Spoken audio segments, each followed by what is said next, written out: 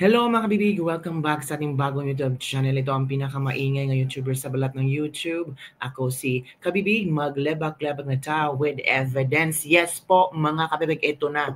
Pangulong Rodrigo Roa Duterte, PRRD, nagsalita na.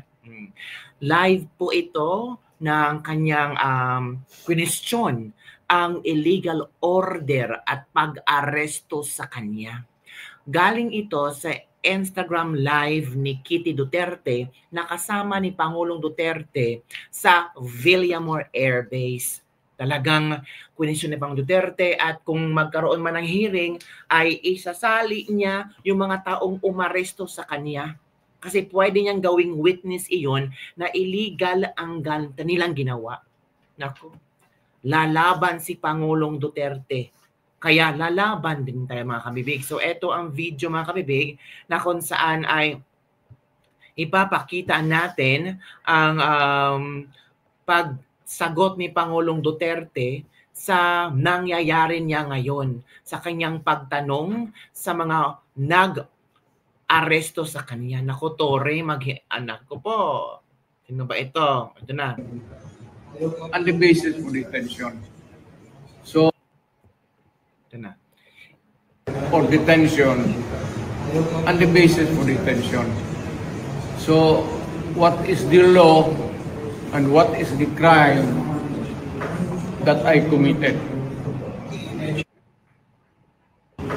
That I committed. Show to me now the legal basis for my being here. As apparently I was brought here not of my own volition. Nako. If somebody else says, kung hindi ibang tao, ikaw siguro, because this is your structure. So you have to answer now for the deprivation of liberty. Kung general naman kayo, alam mo ba na hindi man lang siya na-serve kung anong kaso kung pinag-charge sa kanya ngayon? Hindi niya alam. No? Kahit na PI man lang. Alam mo, ang charge sa kanya nasa dyaryo na. And then, hindi pa kayo na, ganito ginagawa natin. Sumusunod tayo sa isang entity na hindi na tayo member. Nag-withdraw na tayo. And yet, sir, you are the Prosecutor General. Yes. You know how to exercise due process. Before you can even file charges, you have to file a complaint. You have to file a counter affidavit. Without doing those procedural process, here we are, being issued a warrant of arrest, questionable warrant of arrest. Ano naman po, sir? Sure. There's naman doon blooper, puro pagdating sa trial dyan, tatawagin kita sa witness stand. Sabihin ko, you're the person who arrested me. Naku po. May I know the reason why? Naku po. Have you read the documents? Or at least, have you read the case at that time when you made the arrest? So that you would be guided to what you should know. Yan lang yan. Kaibigan tayo, galing ako gobyerno. Ito again ang kabibig ha, again. Ito kabibig. Yung interview. For detention, on the basis for detention. So, what is the law and what is the crime that I committed? That I committed. Show to me now the legal basis for my being here. As apparently I was brought here not of my own volition. If somebody else says, kung hindi ibang tao, ikaw siguro, because this is your structure. So ito kabibig ha. Ito yung kabibig i-share ko sa inyo ha. Si Tore, nako, sinupalpal ni Tatay Digong. Nako, Tore, magipit ka talaga, Tore. Sasali ka talaga ng Tatay Digong, ito na. Kabibig ha.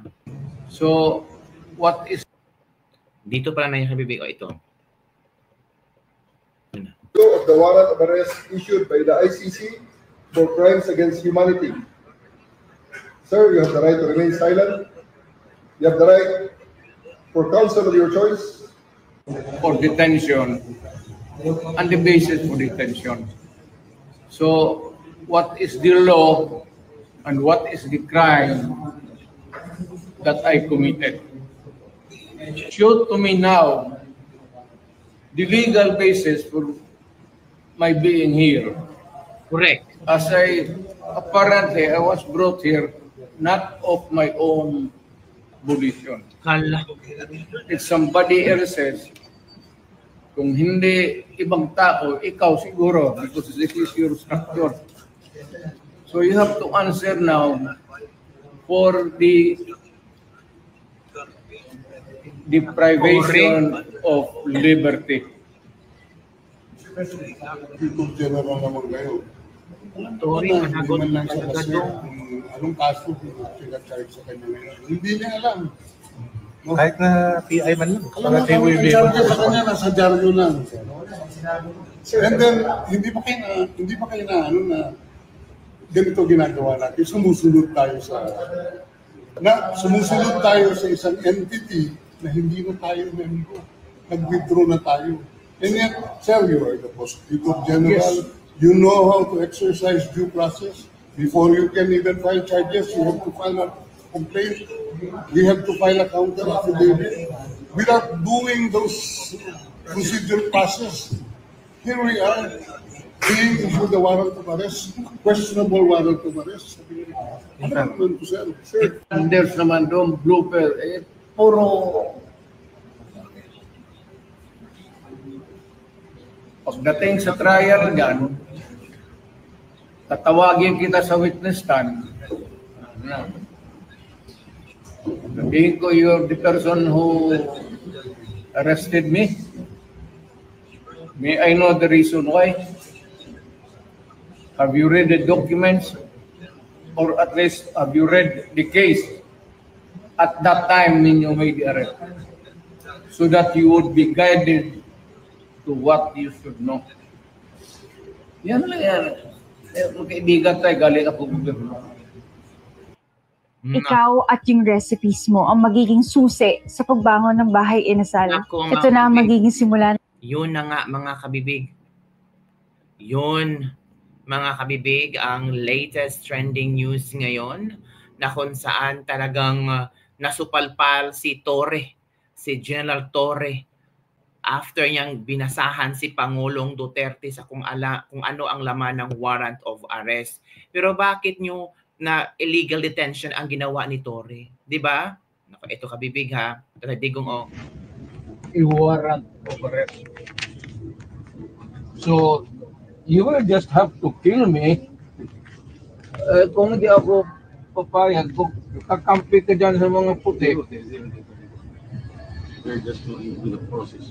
Kaya nga, a warrant of arrest. So, you will just have to kill me. Kung hindi ako papayag, kung kakampi ka dyan sa mga puti. They're just going through the process. Kaya nga. Grabe. Grabe ang ginawa nila kay Duterte, panggigipit talaga. Ito din isang kabibig, oh, kabibig kayo nang bahalang manood dito kay Attorney Sal Panelo. Ito na kabibig, manood din sa Attorney Sal Panelo. For instance, yung warrant of arrest, as far as I'm concerned, illegal yun. Kasi even assuming na meron nga, kasi ang gawin, hindi natin alam kung may hawak siyang hard copy. Siguro, kaya nila hindi pinapapasok yung abogado. Kasi si Secretary Bello, abogado yun. Siyempre, questionin niya, hanapan niya ng hard copy. Eh kung walang maipapakita, o di siyempre, magkakaroon sila ng problema. Pero kung walang sasalubong sa kanyang abogado ron, at didiretso nila sa krami, o di, nahuli mo na. So, Pero may mga remedyo naman eh. We can question the validity of the arrest. Ang pinakamaganda ngayon sa akin sa ngayon bilang isang abogado. Kasi pag magpapile ka pa ng petition ng kung ano-ano sa Korte Suprema, matagal yan. Dahil pag nag-file ka, pasasagutin yung gobyerno, papasagutin ka. Kung ako ang abogado, ang gagawin ko, magpapile ka agad ako ng as soon as he is arrested, magpapile na ako ng habeas corpus. Kasi pag habeas corpus, ang Korte Suprema, mabilis. Tatawagin ka agad ang mga pulis at sasabihin sa kanila, dalhin nyo dito si dating Presidente Duterte at ipaliwanag nyo sa amin anong batayan ninyo sa pag-a-arrest mo sa kanya. Nako, yan mga kabibig. So, maghihintay tayo sa mga latest updates kabibig kung ano man ang mangyayari kay Pangulong Duterte. As of the moment, nandun siya sa Villamar Air Base. Narinig natin si Pangulong Duterte na kung saan, nasupalpal si Torre mga kabibig. Nasupalpal si Torre. Sabi pa ni Pangulong Duterte, kung magkaroon tayo ng trial, ipapatawag kita at uupo ka doon sa trial at tatanungin kita ano bang basihan mo kung bakit mo ako dinala dito. Kasi it's illegal detention. Illegal order yun. Dalhin mo ang isang tao sa Villamar Air Base at doon mo siya babasahan ng inyong warrant of arrest. Talagang naghintay kayo sa airport. Hindi ba pwedeng pauwiin mo muna ang tao sa bahay at doon mo serve ang warrant of arrest? Nako po, mga kabibig. So, maghintay tayo mga kabibig sa mga latest updates ngayong araw na to. Talagang trending at pinag-uusapan ito ngayon. Lalo na si Kitty Duterte at ang kanyang ina ay talagang nabastusan sa ginawa ng mga pulis, mga kabibig. So, sabi nga ni Atty. Salpanelo, habeas corpus ang pwedeng gawin ng mga lawyer ni Pangulong Duterte para ipatawag itong mga umaresto kay Pangulong Duterte. Ang Korte Suprema, mabilis silang umaksyon pag habeas corpus. Tatawagin kaagad ang mga pulis at sasabihin sa kanila, dalhin nyo dito si Presidente Duterte at ipaliwanag nyo sa amin anong batayan nyo sa pag-aresto ninyo sa kanya. Yun ang kabibig. Hintay tayo sa mga updates ng mga kabibig. And don't forget to like, subscribe, and share this video. Bye everyone. See you next time.